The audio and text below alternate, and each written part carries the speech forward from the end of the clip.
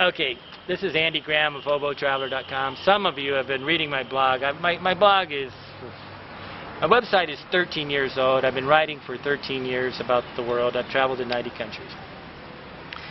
I don't know, maybe 5-6 years ago I went to Niger, Africa, when they said they had a famine. They didn't have a famine, they had malnutrition. This malnutrition has been going on for 1,000 years.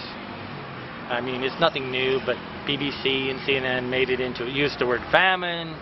Peace Corps, not Peace Corps, Doctors Without Frontier come running in, 5 different, the French one, the German one, every Doctors Without Frontier. This becomes the NGO money-making thing of the thing. But today I want to talk about, I have a project where I want to go to Benin and I want to have them basically steal my,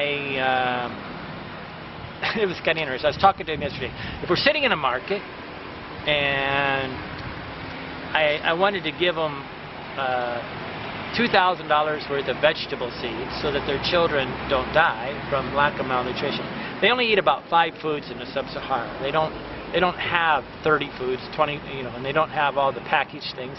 They have 5 foods like what is it? It's not sorghum. It's millet, beans, okra, pima, which is peppers, and some kind of, so there's like 5 foods they eat, and beef. They have all the beef they want, but they don't have cabbages and things. So I want them to steal these seeds. This is really important to understand, is that I thought, well, I could just give them to them. And what did you say, if I give them, they're what? They're going to be superstitious? Mm-hmm. Why would they be superstitious? I don't know exactly how to say, but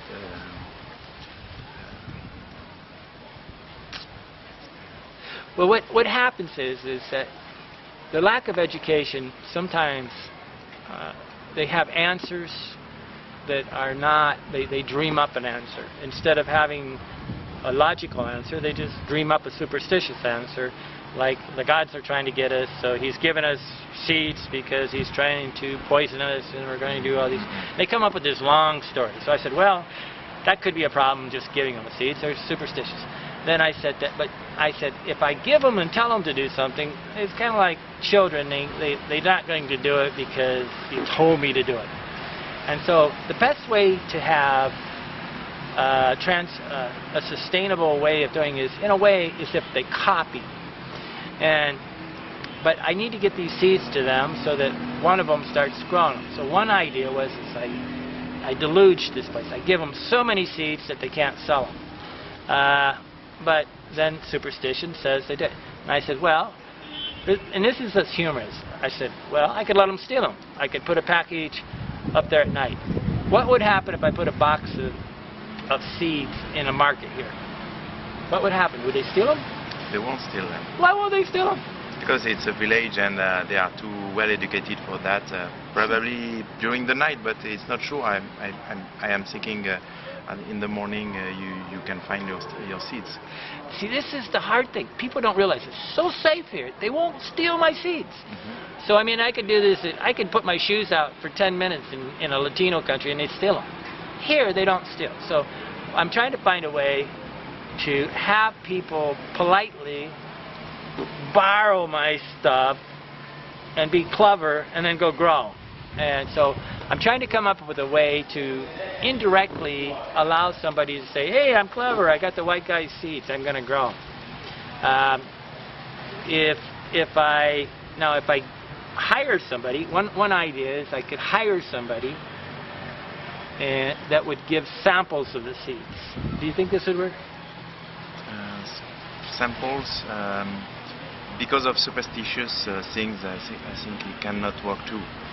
Okay, so the hard part here is that I have to find a way to get them to copy growing the seeds. And what a lot of them do is, what they really want to do is they want to get a job working for me. Well, I pay them, and then they're gonna move to America. That's not the goal. Everybody will say, yeah, it's a great idea, yeah, it's a great idea. But the thing is that how do you encourage a person to plant vegetables and do it? So I have 2 systems. One is, if I could get them to buy the seeds for for maybe I could sell them to them for 1 penny on a dollar. If they bought something for a penny, would they grow it? Yeah, probably. Okay, so they got to see value. They got to see that they paid for it, and then they got to try to grow it. And then I got to educate them on it. Are the people in these small villages going to be able to read? Not very well. Not very well. So they're not going to read French that well. And it's an interesting thing. But one of the reasons for this video is that I assume that people are thieves.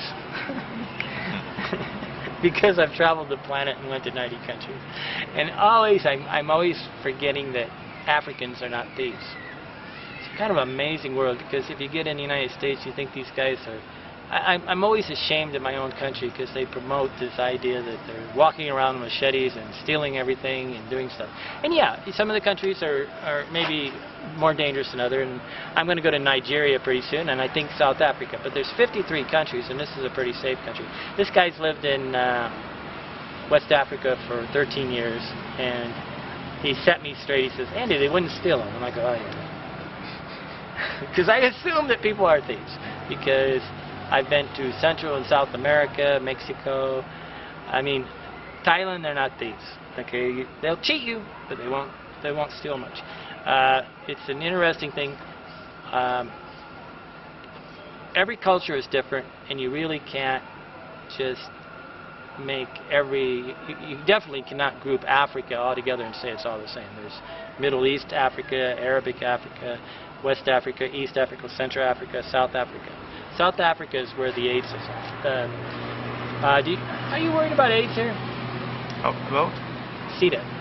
not really, because I take care of myself and I don't make crazy things. Have you ever met anybody here with AIDS? Yeah, of course. I have friends who have AIDS. Of course, totally friends. Yeah. Are any of them dying? No, because here the government pay for tree therapy, so it's free for them if they go in some association, some center. So the government medical. pays for the medical? Yeah, it pays for the medical and very good drugs, like the same like in France. Like one tablet for each day.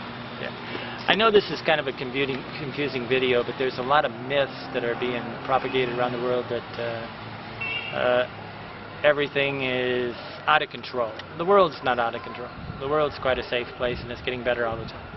Okay, Andy Graham, Hobo Traveler, with Mark from France, lived in Togo, West Africa for like 13 years.